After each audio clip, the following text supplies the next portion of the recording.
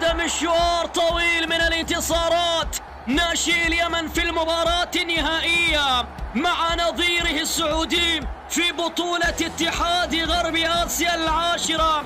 مواجهات مثيرة وبحضور جماهيري غفير.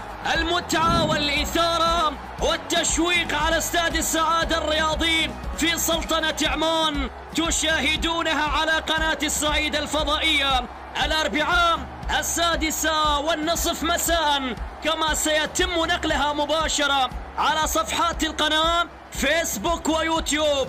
كونوا على الموعد.